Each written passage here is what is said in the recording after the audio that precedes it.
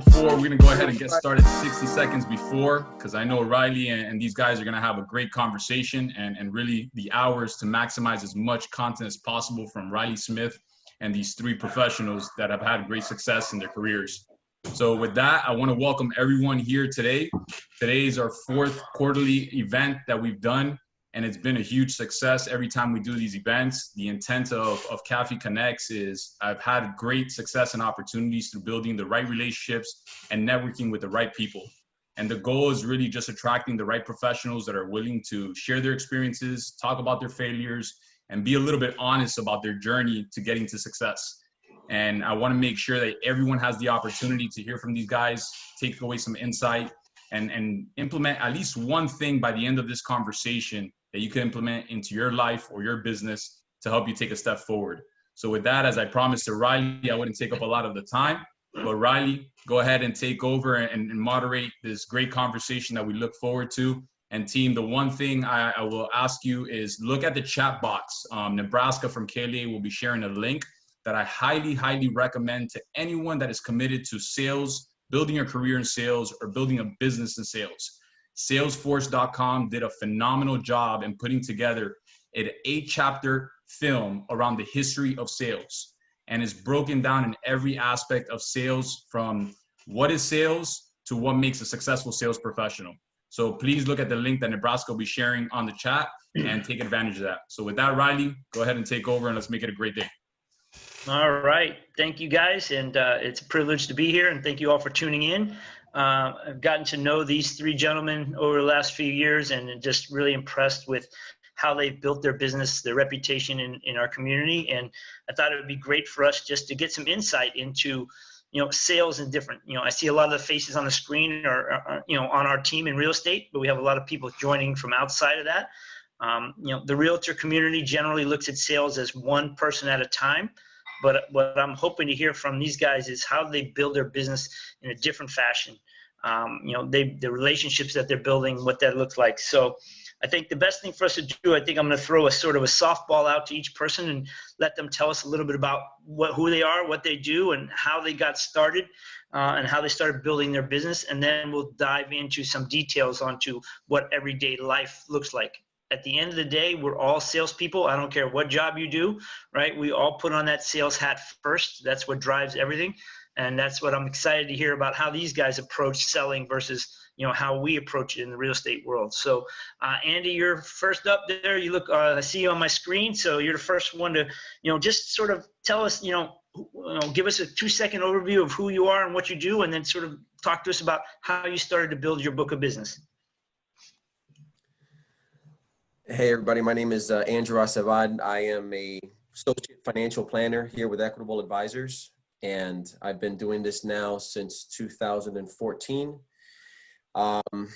And how did I build my book of business, man? Just really through a lot of grinding, a lot of coffee meetings, a lot of happy hours, really just networking and putting it all together. On a real briefly, but, thankfully, I've got some good people in my corner, and I've got a lot of support here. So, a lot of credit goes out to my mentor and manager here, who really took me under his wing and really showed me what sales is all about, how to build relationships with people.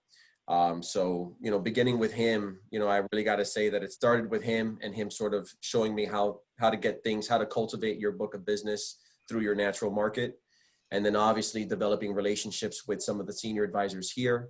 And then just really working hard and really showing people that I can get things done. I deliver on my word and make it happen. Awesome. Thank you, Andy. Abel, I see you next there, bud. Good afternoon, Riley. Can you guys hear me okay? Yep, a little louder. Speak up a little bit, please. Let me take off one of the earpieces. All right. Well, my name is Evo Montero. I've been in banking since 2003. I'm a vice president and market manager for a financial institution here in Miami, the largest one headquartered in Florida. I started my career in another financial institution. I was there for the better part of 12 years. And how did I build my book of business? It's been a lot of work, I try to make myself indispensable for my clients. I try to always deliver. My word is gold, so I don't give it if I'm not 100% sure. I've had mentors or friends that have challenged me and have led me to think higher. So I think that the ideal world of a salesman is when the business comes to you and you no longer have to solicit. There's a long road to get there. Yeah. A very, very long road to get there. And there's a lot of things that you have to do in the middle if you want to make it a steady and successful career in sales. And part of that is delivering and making sure that you're indispensable. You provide value to your clients. So and I'm sure I'm gonna get an opportunity to talk more about how did I build my book of business. So that's Absolutely. the summary right there. Thank you, Abel. Luis, you're up. Yep. Hi, everybody. My name's Louis. I started a real estate team probably about a little under 2 years ago, primarily focused down in Cutler Bay. And I've been in sales, I guess, this world of selling pretty much my whole life. I've always thought how important it is to build relationships and keep relationships alive. And my parents have always infused that in me that, hey, you never know when someone's going to bump into you again, and never want to burn a bridge. And I've had that mentality my whole life. But for the most part, yeah, I'm just excited to be part of this journey, and Abel and Andy and Riley and everyone else. I'm just excited. Good. Thank you, sir. And all of my team members are thankful that you work in Cutler Bay and not in Coconut Grove, Coral Gables. So I don't know how many opportunities we'd have if you were working up here. So all right. So we're going to go through a couple things. I think in talking sales, right? We're all in sales. I think that's what tonight is all about. And, you know, how do we sort of stand out against our competitors in the sales process, right? We all, you know, are competing every day for our business, right? Everybody, especially everybody knows a realtor for sure, Louis, you know that. But, you know, I mean, most people know at least one or two mortgage brokers. Most people know financial advisors. So how do we, the first question I put out there, and it's not a question that Carl gave you guys, so I'm throwing you a curveball right off the bat, but it's sort of, how do you differentiate yourself from everybody else, right? How do you stand out from your competition when, you know, you're competing for a client? And Abel, I'm going to start with you. Nope, you're muted. Okay. There we go. Just got there. Gotcha. Okay. So I want to take you back to what I said before when I said that, because I saw that in the poll that Carr put out that the audience is half 50-50 pretty much between rookies and talent based on the timeline that he gave us. And I mentioned something about the ideal scenario for a salesman, and I've been in 15 years in sales and I'm not there yet. Nowhere near there. I do have a consistent track of getting referrals from customers, but right. I still go out there and meet with people. So to touch back on what you're saying now, I try to be, if you don't have good memory, you need to be very good at writing things down if you want to set yourself out as a salesperson. In my experience, I try to be, like I mentioned before, to be the person that they look for everything. I go out there, I make sure that I meet the right people that have contacts in the community, political figures, big corporations, nonprofit organizations. I want to meet everyone that works in the area and the market that I'm working on, or that I'm managing in this case for the company. After I get to do that, I make sure that I remember as much as I can from my interactions with them. And as soon as I can be of value, and that value could be getting someone a job, because they mentioned to you that somebody needs a job at the office that you want, because a daughter, a friend, a colleague, or it could be somebody's looking for an insurance, and I know I'm going to call Carlos right away, because Carlos is one of those people that is an asset for me. Okay. If I need somebody to get a realtor, I'm going to make sure that they're calling Riley Smith or Carl. Every single time. You have to be consistent. And part of that is, I mean, you have to follow up, especially on your referrals. Referrals are not a transaction. You stand out yourself when you see referrals as an opportunity to build a relationship, to connect to the theme of the day. You have, and if you do this, you will naturally go from a transactional kind of a sales process to a relationship building sales process, which is the one that is successful in the long run. So that's what I would say stands you out from somebody else. Awesome. Louis, you want to chime in on, you know, what separates you from the rest down there in Cutler Bay? Yeah, I think I'm just a very honest and I have a lot of integrity type of guy. And some people don't like to hear it, but I just say it how it is and whether they want to hear it or not. And I think that's the most respectable thing you can do for someone, especially in our world when we're selling houses. And the guy next to me is saying the house is worth, 600,000, and I'm saying it's worth 300,000. I just say it how it is. I'm not going to sugarcoat anything to try to get the business. If you don't want to work with me, that's fine.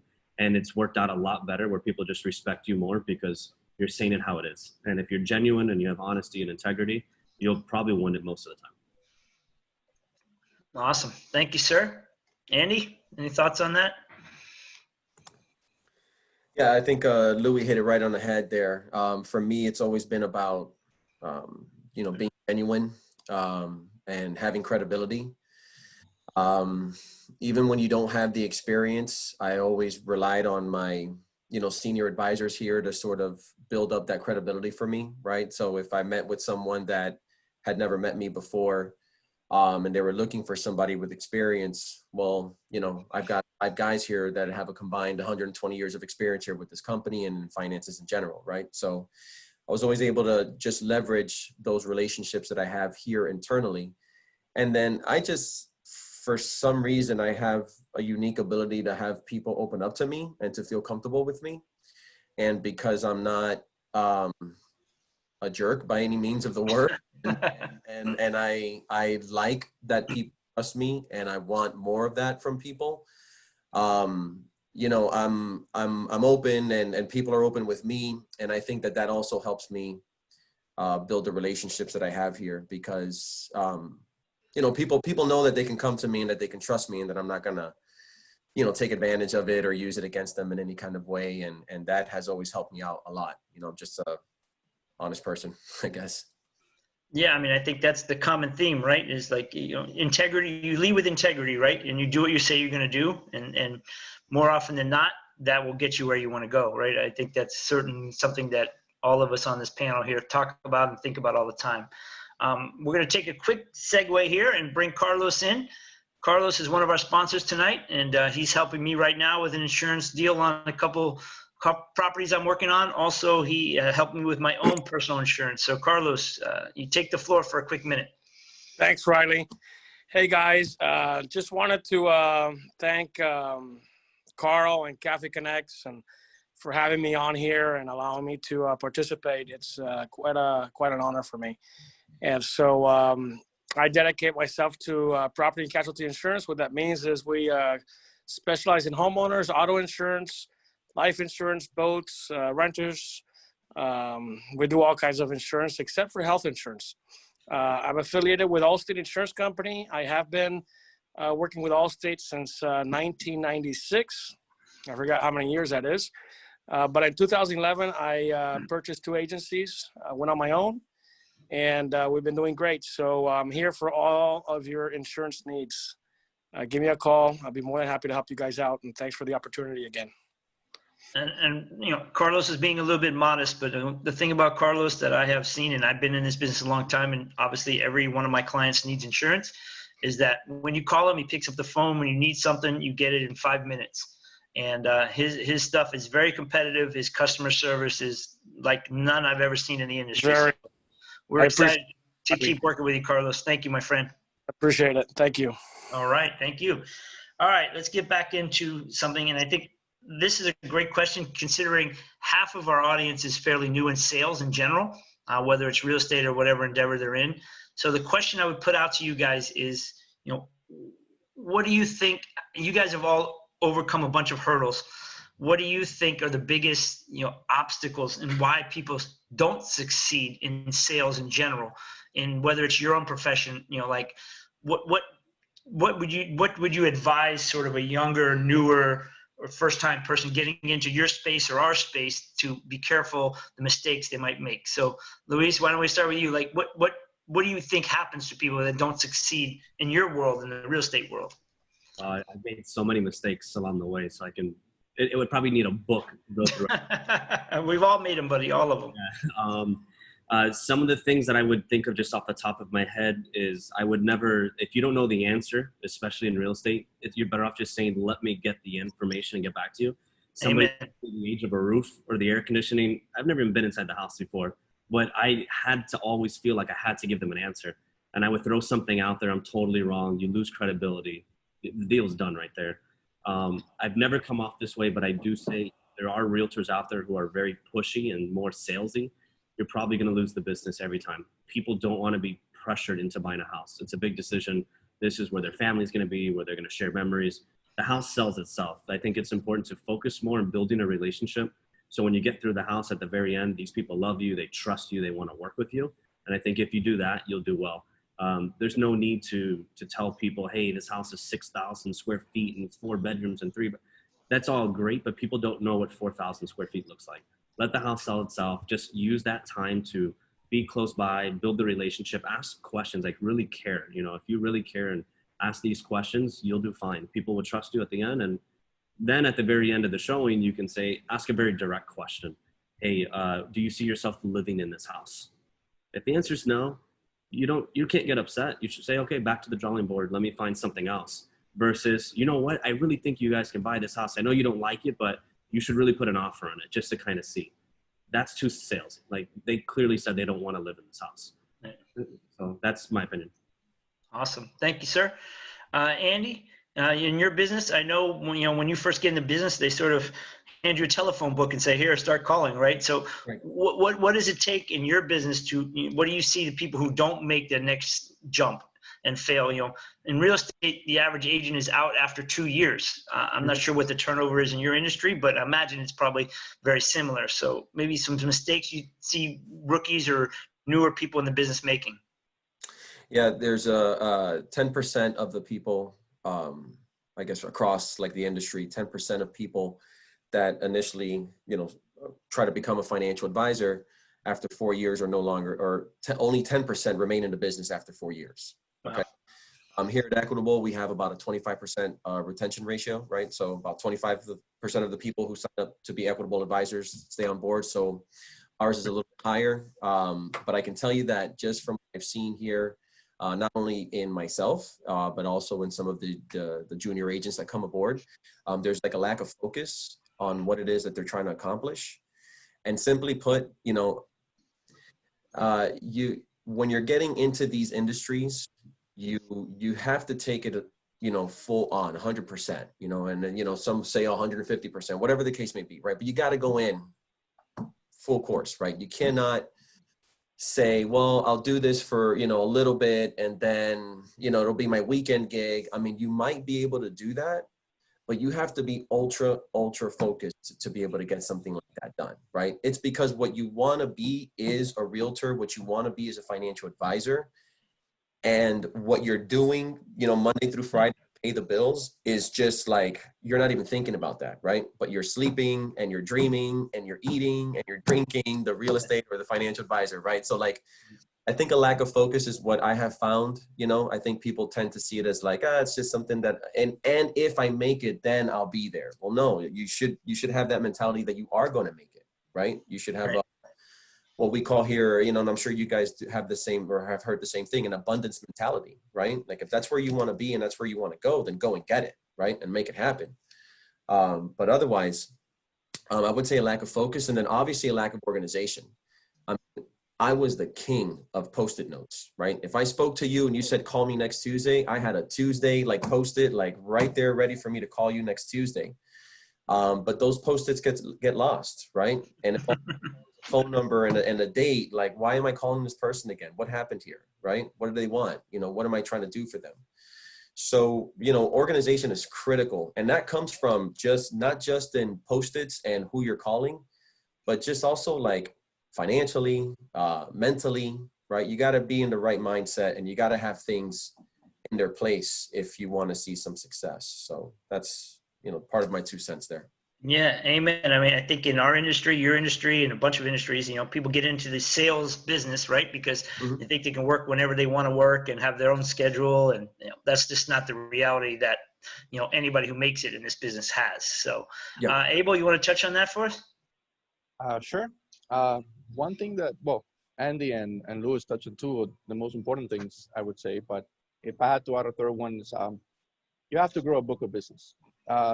the biggest difficulty that I've seen is people that you not getting in front of as many people, which look different nowadays. Hence, we're all looking at screens rather than drinking and having a get together. But in order to do that, you have to be consistent with your lead generation. So you have to be consistent with your activities. So you have to stay hungry. You have to plan and understand your targets. See, in my industry, whether you measure quarterly or by semester, your goals get higher. They never go down. It doesn't matter what you do. They always go higher. The only difference that you have is if you're doing really, really good, they go really, really high. If you're steady, they just go high, steady, but they still go higher. Yes, So sir. you don't have a choice. I had a leader, and Carl would remember this, that said that if you're not growing, you're dying. So you have to keep that mentality when you're new to the game. And even when you're old, you have to reinvent yourself. Look at what the pandemic is doing to our industry and to the sales process itself. Yeah. But planning and understanding your target, staying focused on relationship building rather than a transaction, and being consistent with your lead generation. You do have to get on the phone, and you have to make sure that you get it as front as, whatever that means nowadays, but you have to get it in front of as many people as you can. I think that's one of the biggest obstacles after the lack of focus and the mistakes of over-promising or pushing too much, like Louis mentioned. I think it was very well covered. Good. All right. So I think we kind of touched on the overall picture. I want to dive into a little bit of the more specifics of each one of your businesses. And let's talk first about how do you identify and go after your target client, right? Right. And I think that's important for us to all understand in sales is, where is that client? How do we find that who the potential client is, and how do we go after them? So Andrew, I'm going to go back to you if you want to come jump in here and start with that one. Yeah, I want to make it clear to everybody too that, my job here and what I do here at Equitable is my first time in like real sales. Okay. So, for me, this was all like a huge learning curve. Like I had to like reinvent myself when I started working here. Okay. What did you do before? Oh, I was in mental health and therapy. I was a therapist for about 6 years. I had my master's degree in that. And I got into this business just because, long story, but in the end, it was, I had to help out my family in a lot of ways. So it propelled me into this industry. And, where you start is, at least for us here, and I think where anybody should start, is with your natural market, right? It's just the people that you know and that you talk to on a regular basis. If you're going to have any success in sales, you got to have credibility, right? And what better sense of credibility do you have than with the people that you're close to? Right. So when I first started here, wow, like I went through my whole entire phone, called all my buddies. Thankfully, we're all around the same age where we're all starting our families. So I just figured, okay, this should be like super easy. Like I should be able to like, no. How scary was that call, right? Huge. First of all, the reluctance to want to call my buddies and say, like normally it was, hey, what are we doing for the FSU game this weekend, right? Now it's like, hey, I want to talk to you about your life insurance. Hey, I want to talk about your plan, right? Yeah. And they're like, well, who are you, man? Like, who's this guy that's calling me now? So that was a huge hurdle to overcome. And Louis had mentioned something earlier about like not wanting to burn bridges. And I know that when I first went after my natural market, I didn't burn any bridges with anybody, but it was now that if I called them after I made that call to them, now they weren't picking up the phone call as often as they were, right? Because now it seems as though Andy's only going to call me now to try to make a sale. And so I had to learn, like, as time went by, that like, I needed to sort of develop some other book of business, some other, resources for me to be able to help people in the financial world. And I did that one through partnering up with the niche market with EWM, right? And with the real there. Yeah. And then I also did that through partnering up with some of the senior advisors here in the office. So as I gathered and gained experience by doing a lot of joint work with senior advisors here, I felt more comfortable talking to my friends in my natural market again, right? They're seeing me a few years later, right? Or even a year later, and 2 years, and 3 years, and 4 years later, and they're saying, wow, Andy's still there, right? Andy's doing all right. And when I talk to them, they know, like they get they have the feeling now, like, wow, this guy, he knows what he's talking about now. So I guess in a nutshell, that's kind of where things started with me and where I've been with it. Awesome. Thank you so much.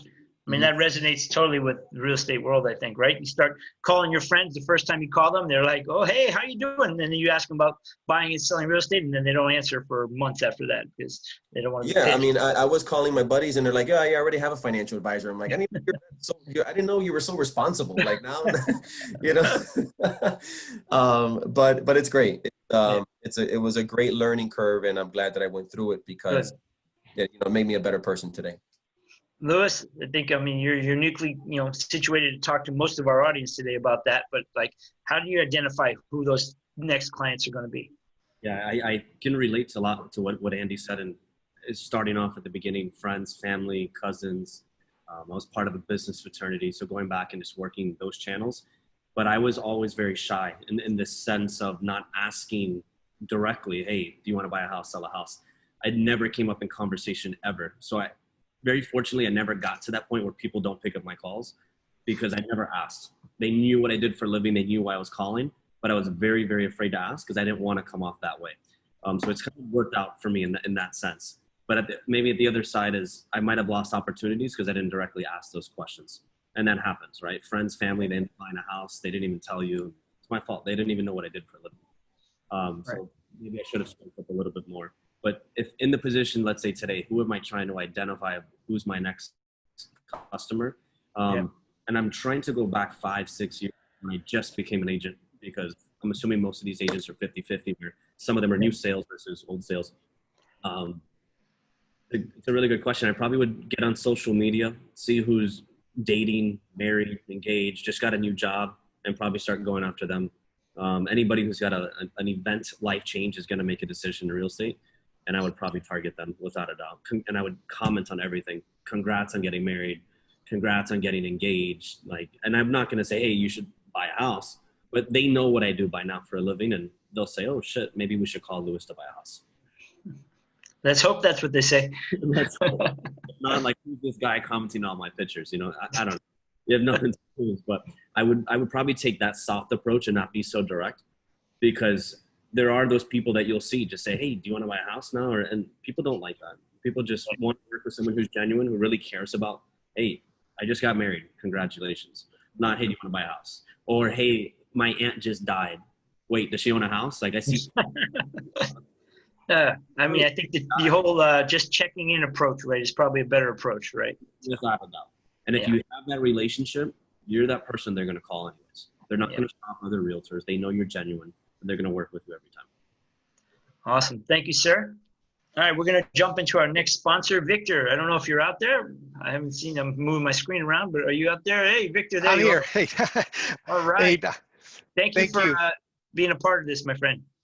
Thank you. Honored to be here. And big thanks to KAFY, Limitless Mind, the panelists, you, Riley, and especially Carl for putting this together. Wanted to thank all of the participants, and I hope this has been as beneficial as it has been to me. Good evening. I'm Victor Gawardi with US Health Advisors, and I specialize in individual health insurance nationwide. And I am a subject matter expert in the world of health insurance. I help anyone, anywhere, who either does not have health insurance because they believe it to be unaffordable, or who does not have health insurance and they think for 1 second that they're paying too much. Plain and simple, I'm a resource in these troubling times. And if you have questions, I have answers. I am Victor Gawardi with US Health Advisors. I know health and I know health insurance. Thank you. Victor, thank you so much. Appreciate your time and appreciate you sponsoring this event. Absolutely. Thank you. All right, let's get back to the panelists. So I think a natural segue into our last question is, the question was, how are you identifying your new clients and what are you doing to get them? But I think this next question is probably the most important question we're going to answer tonight. What is your follow-up process, right? We've got all these new opportunities. We're meeting new people in whatever industry we're in. People are saying, call me later, I'll talk to you soon, whatever. What does the follow-up look like? And I know real estate agents struggle with this more than anything. So I imagine that mortgage bankers and, and financial advisors, the same, I'm glad to hear, Andy, that you've graduated from the Post-it note process. And hopefully you have a CRM you're going to talk to us about.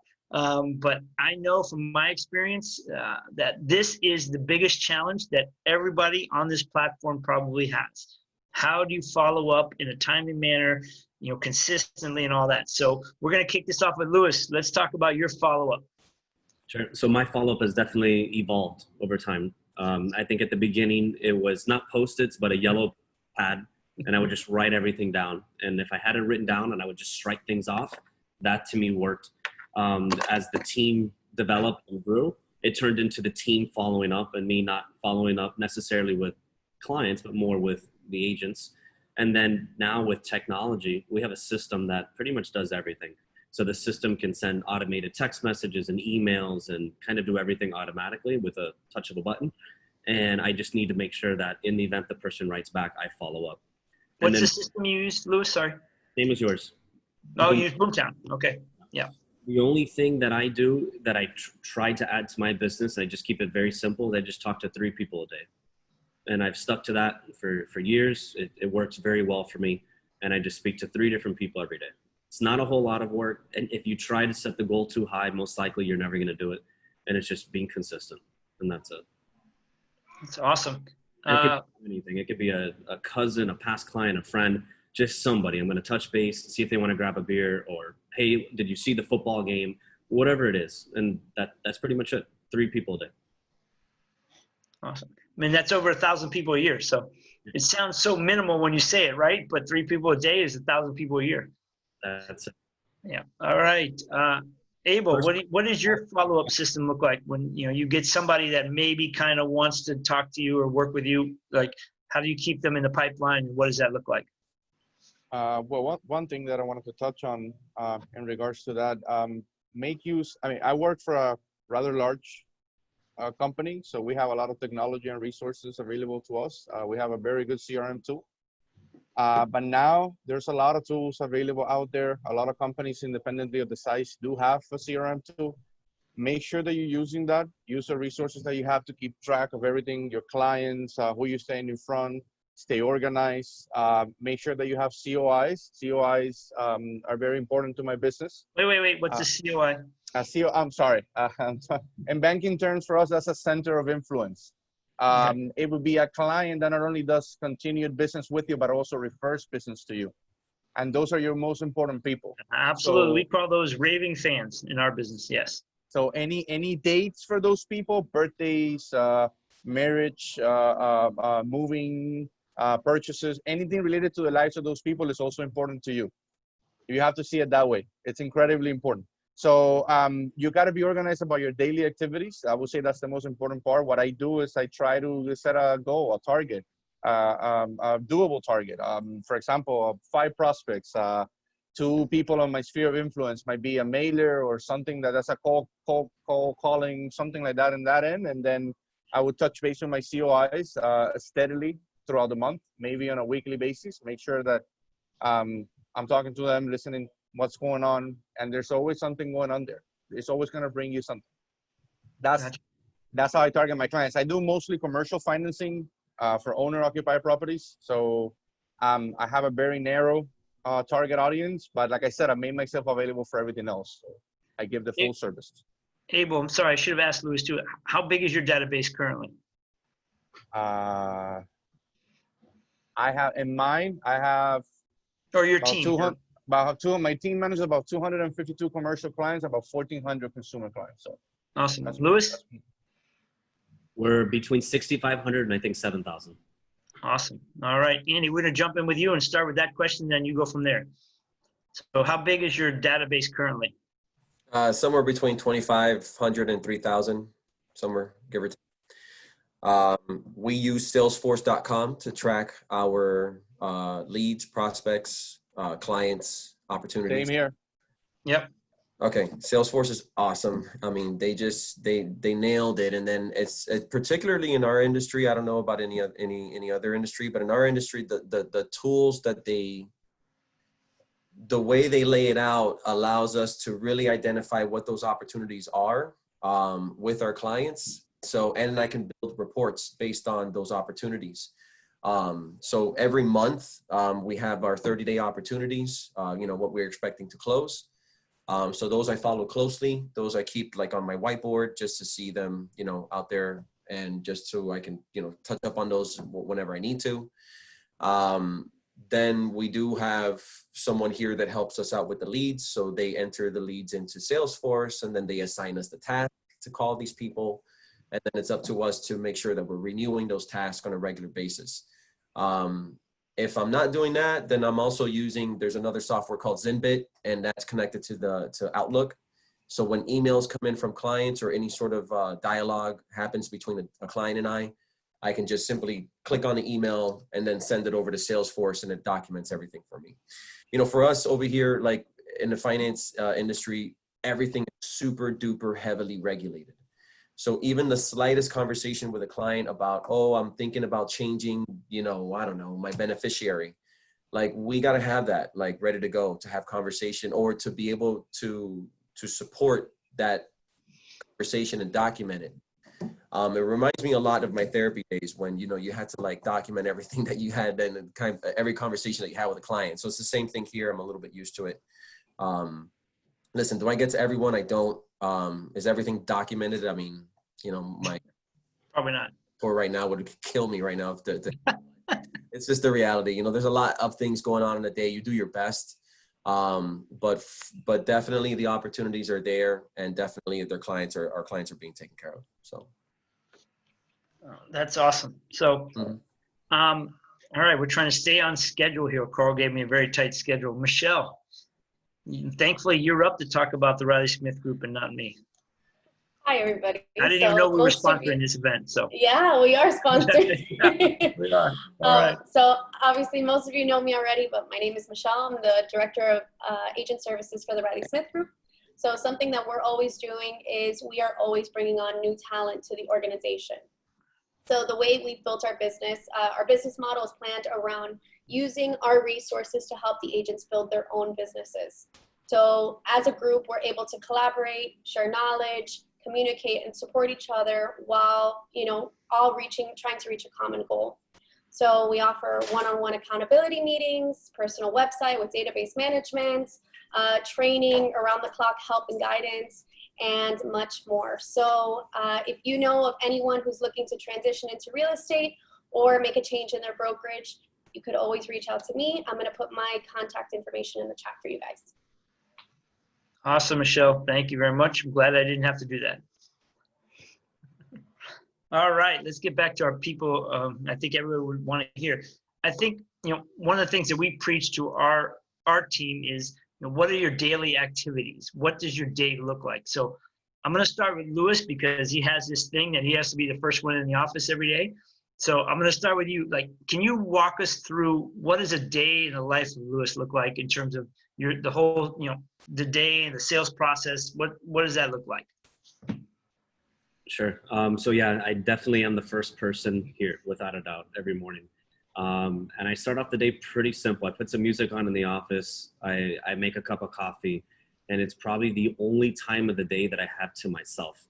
And sometimes I might not do anything, or I'll play on Yahoo and read something, but I get to just really disconnect from the world. It's truly the only time I have to myself. What time are you getting there, by the way, just so we know? Starting now, I've been getting here at 8 o'clock. And that depends on how early your other agents show up, right? You're going to get there first no matter what? No matter what, yeah. I have to get here. But yeah, because of the kids' school and all that, I'm here right now. I'm very fortunate that I work, I don't know, like a 15-second drive from my house. So I leave my house at 8 and I get here at 8. It's literally less than a minute. So I'm very appreciative of that. But yeah, the mornings are usually, I'm kind of still waking up, still just enjoying the time to myself, to be honest. Even if it's organizing my desk, taking out the trash around the office, like just things that I'm not normally doing, because I just feel like I got time to myself. And it sounds a little selfish, but when you have a family and you have a big team and an operations, you're with somebody every minute of the day.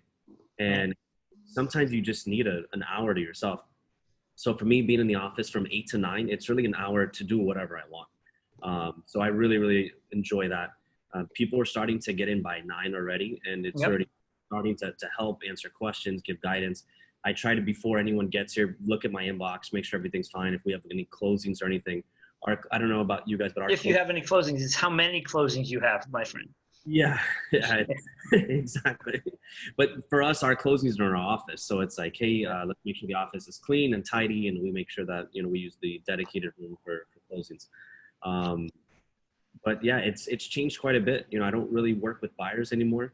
So it's just making sure I'm there for all the realtors. And, there's so many issues with so many clients and issues with agents against agents. And the day really is spent helping clients and helping agents all day long. It's more of a support person, I think, than anything. And it doesn't have to be business. I really care about the people I work with. So it's, hey, what's going on with life? A child support battle, or there's a custody issue, or hey, I'm having a problem in my personal life, and just sitting with people and just really helping them. And that's pretty much my day. And I've really enjoyed that quite a bit, to be honest. And it's made me feel like I have more of a purpose than anything. And I know when I first met you, you probably hadn't had a day off in how many years? But like, what does your week look like now that you're sort of getting this thing streamlined and you're delegating, which is probably my favorite word in the entire world is delegate. So what does that look like now? Big thanks to you. Big thanks to Carl for the push. So I've been working pretty much Monday through Wednesday, full time, really, really hard, getting here early, staying late. By Thursday, I would say by noon, I'm already checked out mentally. Like if I'm at the office, I'm not doing anything work related. And I don't work pretty much Friday, Saturday, Sunday. I'll still jump in from here and there and help people out, but don't expect me to be in the office. And if I'm here, I'm grabbing something and running out very quickly. And that I didn't do, I think, for like pretty much since I was like 15, 16 years old, working full time. So I would say like a good, 15 to 20 years of hard work, full time, either with school, college, work, fraternity, family. I've never had a break until I was with you at Summit, and you're like, you work on Fridays? Like, you could be on the road. So, and I made a plan, and I said, hey, I'm going to do this. I immediately went out and hired an assistant. I got to hang out with you guys a little more. Yeah, Carlos, come on. I can, teach you some things.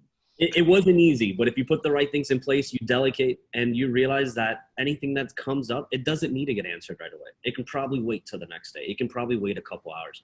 And I always felt that if I got an email or a text message or a phone call, I had to pick up every call. I had to respond right away. But we're humans too, and we need times off, just how our customers or our clients probably work on Monday through Friday and have evenings and weekends off. And it's okay for us to have time off too. Yeah. And I've been into it, and that better work-life quality balance has allowed me to be more focused during the week. And I still put out the same amount of work, working less time. So yeah, that's awesome. I think what the audience doesn't understand is that when you make that a priority, you also make running your business a priority, right? Making sure your business is efficient and running when you're not there, and you actually go from being an independent contractor to owning a business. And I think that's what we want for everybody who works for us. And I think that's what all of us probably on this call want, is like, how do we figure out to have an actual business and not just have a job, right? Yeah, I had to hire 3 employees for me to feel comfortable to be able to do that. So it just didn't like, hey, look, I'm not working Fridays anymore. That's it.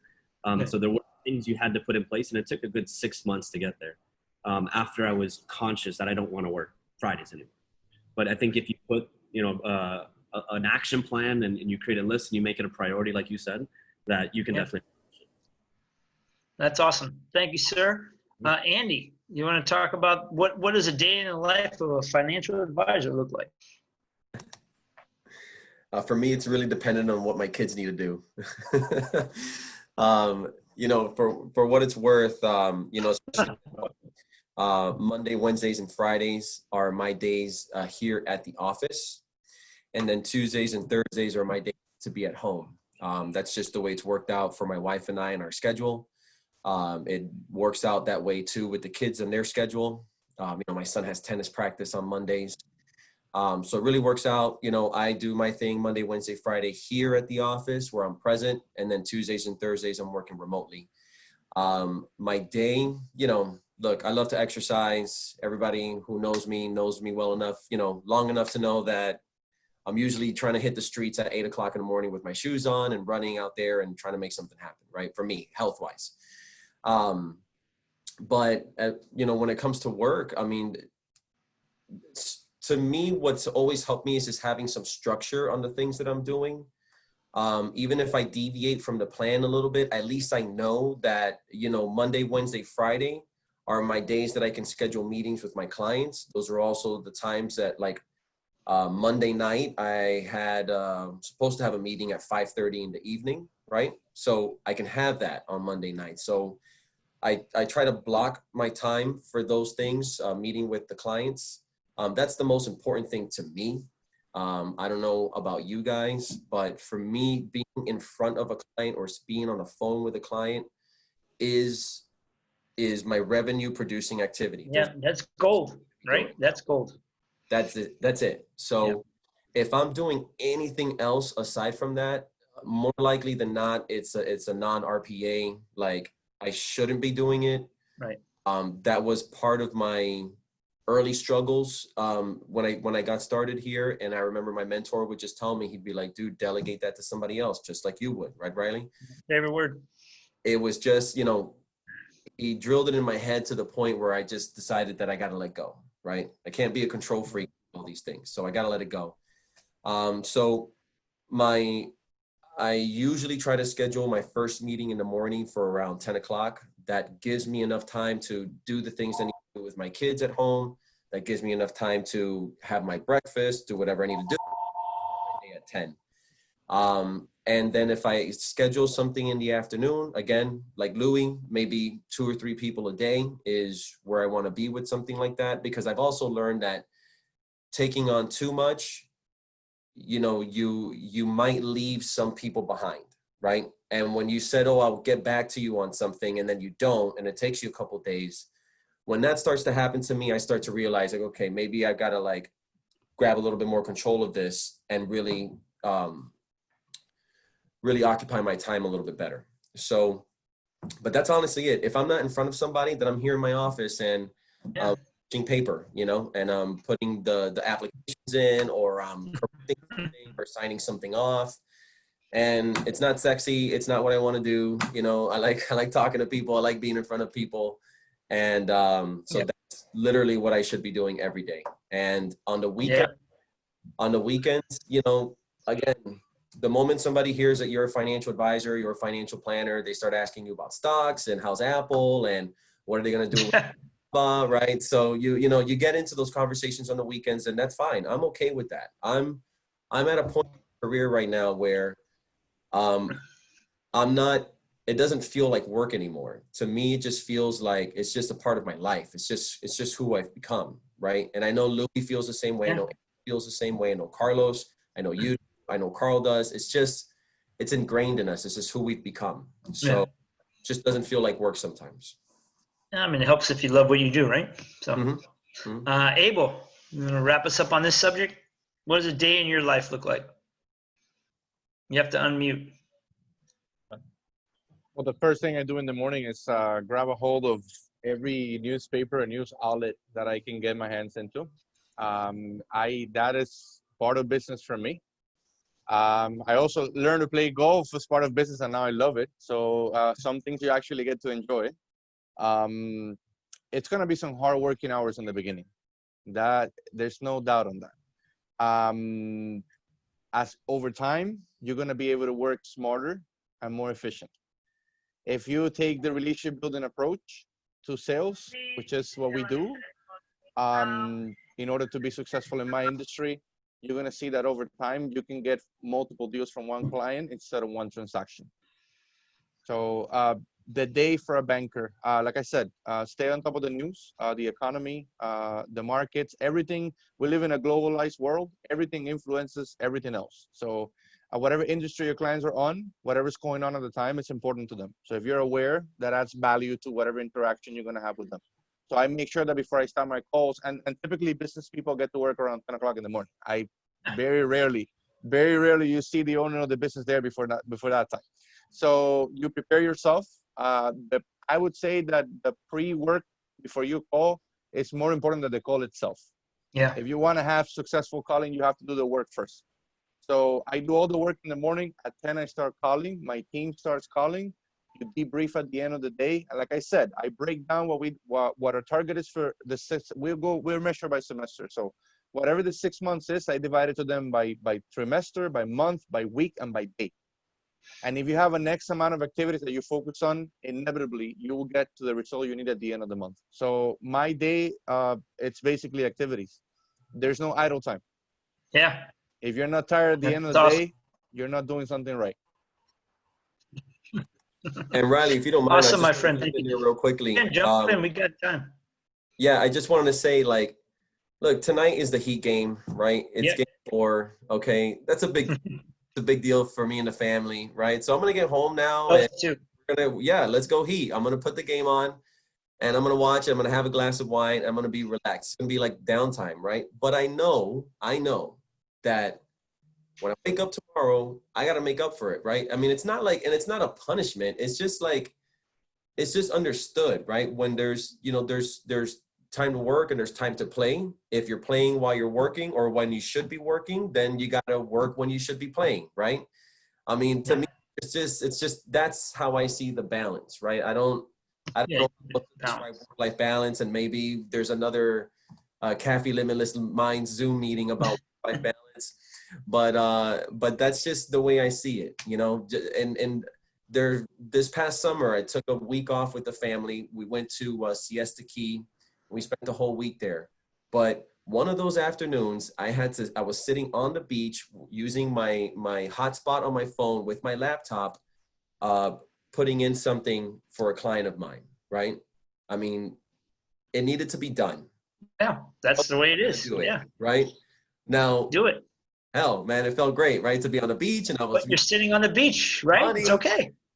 But it's okay, you know, it's okay. So, you know, that's just, you know, I wanted to throw that out there because I know our guys here, and I know that,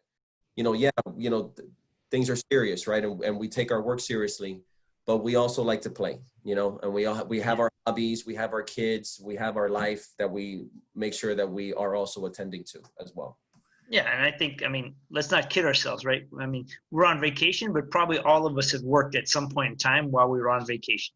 But that's okay if you're sitting on the beach and you have to take an hour here or there, right? So, all right, thank you guys. Real quick, we're going to shift over and get one more sponsor here. Lance, you are on the mic, my friend. No pressure. Hello, everyone. What's going on, Riley? How are you? All right, buddy. Good to see you. Good, man. So hello, everyone. First and foremost, thank you all for attending this month's event of KAFY Connects. My name is Lance. I'm one of the team members here at KLA Viral Media. And to give you guys a quick little overview of what my team does and the value we bring to the marketplace is we are a fully serviced digital marketing agency whose primary focus is to make sure that we build a true and genuine relationship with you and your company. This is to make sure that we don't just become another vendor, but we become a true partner with you and your team. I believe that in doing so, just like we've talked about in this event today, I believe that we can uncover real problems and ultimately help to fill the gaps of any marketing, sales, or branding issues that you guys might be having. So I know a lot of people are adapting to this new world that we call digital marketing, especially in light of recent events. So if this is something that you're interested in, or maybe you just need some advice or guidance, feel free to connect with me after this event. Anyone on my team would be happy to help. All right. I know we're running a little long, but I think this has been awesome stuff for everybody listening. I got one more question for the panelists, and then we're going to go watch the Heat game. Open a bottle of wine and watch the Heat game. Yeah, absolutely. So my last question for you guys is, and I think, this is something that we preach in our real estate business all day long, and I'm sure the same with all of you guys on the panel is, how many people are you speaking to a day or meeting with a day? What is your expectation for getting in front of clients on a daily basis?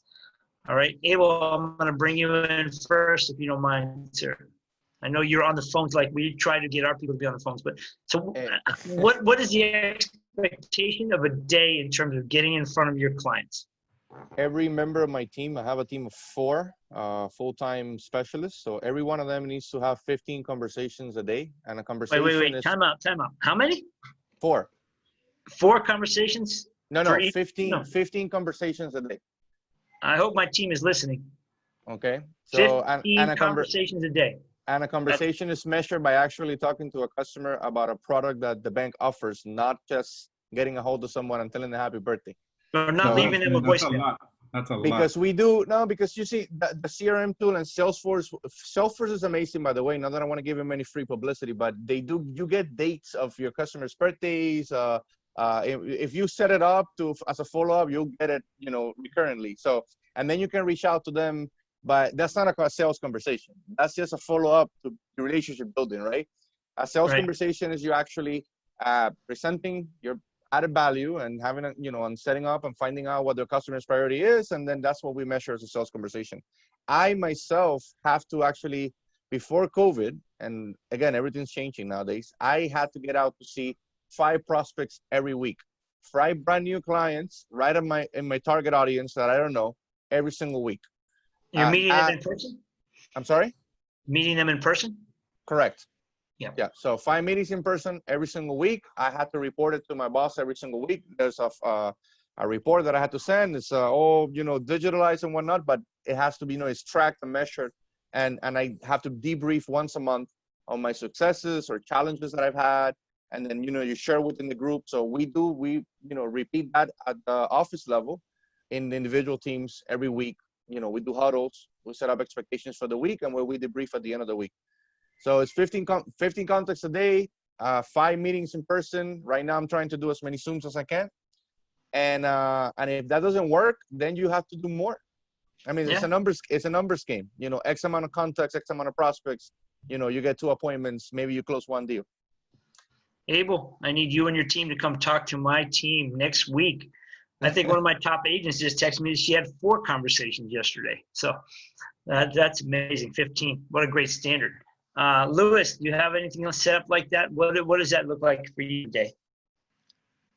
Sure. So mine, I keep it very simple. Like I mentioned earlier, I only speak to 3 people, but it's very specific people who need to sell.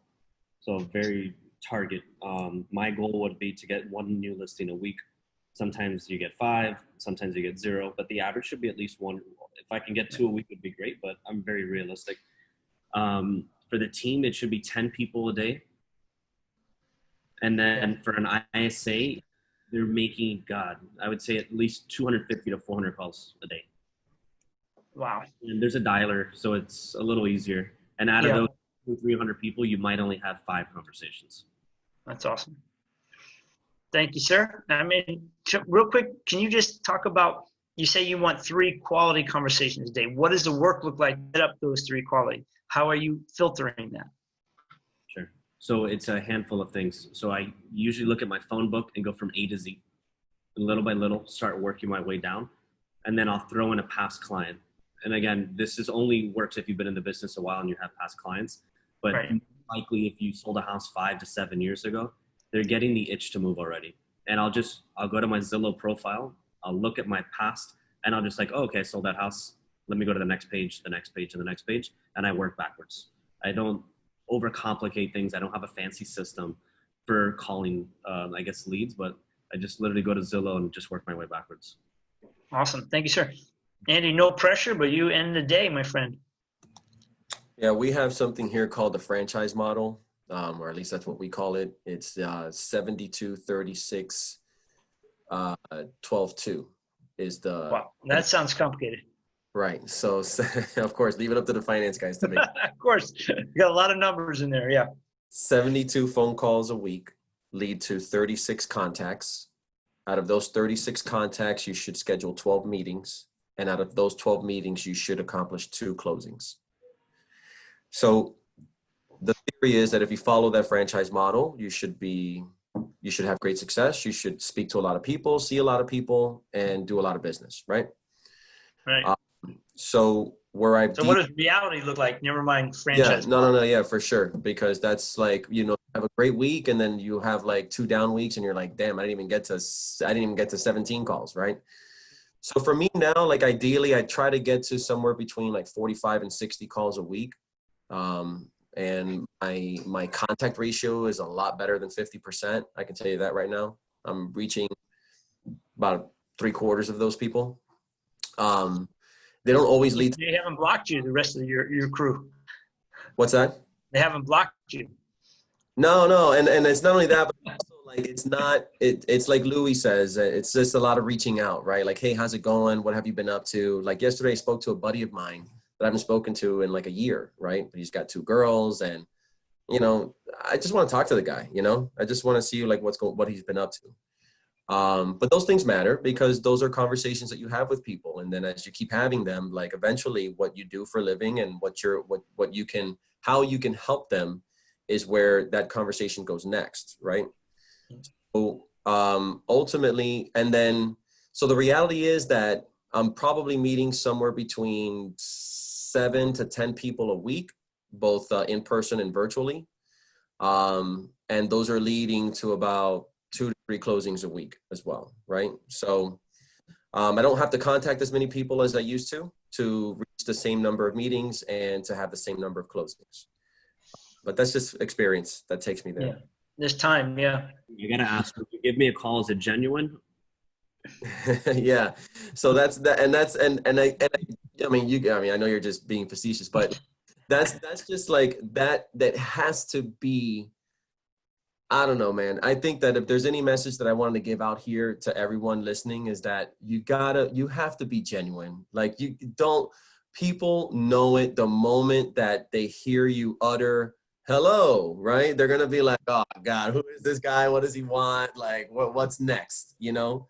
And I'm also, you know, I have a tendency to be very upfront with the people that I am calling. So like for Louis, you've experienced it from me before. Hey, I have to talk to you about something specific, right?